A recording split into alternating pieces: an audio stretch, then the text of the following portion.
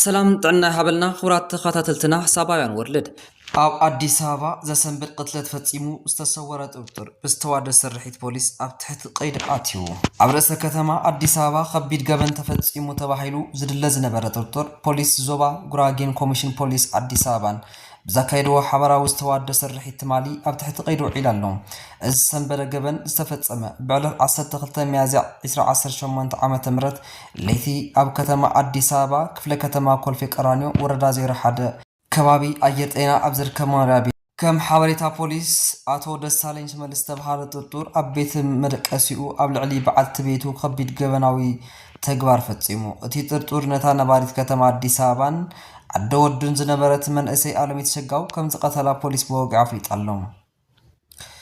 እቲ ጥርጡር ነዚ ግፍዓዊ ተግባር ምስ ፈጸመ ብቅጽበት ካብቲ ከባቢ ጠፊኡ እኳ እንተነበረ ናይ ጸጥታ ኣካላት ብዝገበርዎ ቀጻልን ጽዑቕን ክትትል እቲ ዝተሓወሉ ቦታ ክረኽብዎ ክኢሎም።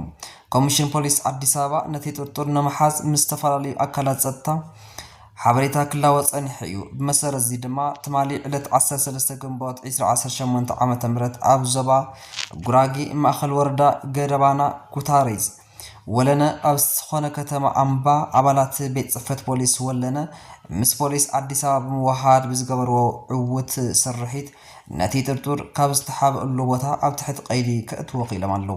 ፖሊስ ኣብዚ ሕጂ እዋን ኣብ ልዕሊ እቲ ጥርጡር ዝርዝራዊ ምርመራ ያካይድ ከም ዘሎ ሓቢራ።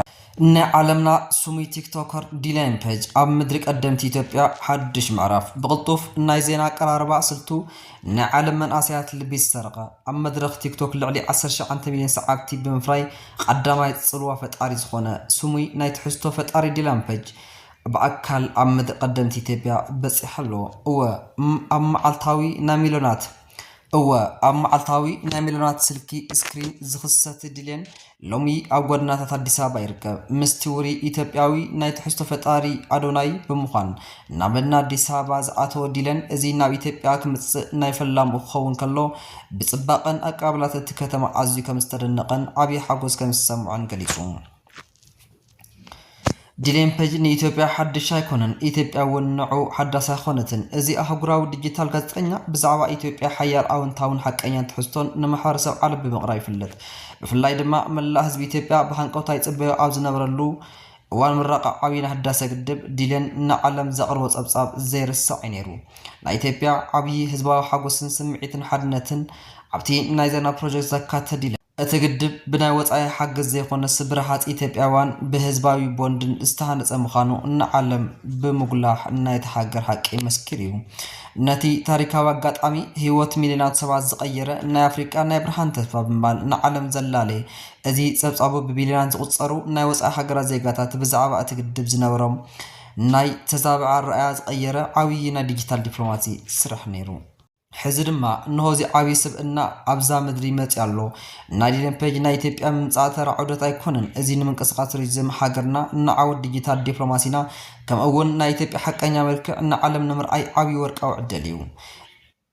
ኣብዚ ሕዚ እዋን ኣህጉራዊ ሚድያታት ብዛዕባ ኣፍሪካን ኢትዮጵያን ዝዝርግሕዎ ዘለዉ ተዛብዐ ትረካ ናሬቲቭ ንምስባር ከም ዲላን ዝበሉ ዘይሻራውን ኣብ ሚድያት ዘለዉ ተኣማንነት ልዑል ዝኾነ ናይ ትሕዝቶ ፈጠርቲ ኮንተንት ክሪኤተር ተራ ብቐሊሉ ዝግመት ኣይኮነን። ዲላን ኣብ ጸንሒቱ ዘካፈሉ ምስልታት፣ ሓጸርቲ ቪድዮታትን ታሪካዊ ናይ ኢትዮጵያ ጥንታዊ ታሪክ፣ ባህላዊ ተፈጥሯዊ መስሕባትን ብቐጥታ ናብቶም 19 ሚልዮን ሰዓብቱ ስልኪ ከም ዝበፅሐ ክገብሩ እዩ። እዚ ማለት ድማ ሚልዮናት ዶላር ክወፅእ ዝኽእል ናይ ቱሪዝም ምልላይ ስራሕ ብነፃ ይስራሕሎ ማለት እዩ። ዲላን ፔጅ ኣዲስ ኣበባ ኣብ ዝህልዎ ጻንሒ ናይታ ከተማ ቅልጡፍ ዕብየት፣ ናይ ምግቢ ባህልን ናይ ጋሻ ተቐባልነትን ክብርታት ክፍትሽ እዩ ዝብል ተፅቢት ኣሎ። ካብታ መዲና ሓሊፉ እውን ናይ ኢትዮጵያ ታሪካዊ ቦታታት ብምብፃሕ ንሃገራውያን በጻሕቲ ሓደስቲ ምስልታት፣ ዘደንቑ ቪድዮታት ከም ዘካፍል ዓብዪ ተስፋ ተነቢሩሉ ኣሎ። ኣብ ኢትዮጵያውያን ዘሎ ዓብዪ ኣቀባብላ ፍቕርን እውን ንዲላን ሓዱሽ ናይ ፈጠራ ስንቂ ከም ዝኾኑ ኣያጠራጥርን። እንኳዕ ናብ ምድረ ቀደምት መበቆል ዘርኢ ሰብን ናብ ተምሳሌት ነፃነት ዝኾነት ኢትዮጵያ ብሰላም መጻኻ። ዲላን ፔጅ ናይዚ ውሩይ ቲክቶከር ጻንሒት ኣብ ታሪክ ቱሪዝም ኢትዮጵያ ሓዱሽ ምዕራፍ ከም ዝኸፍት ይእመን።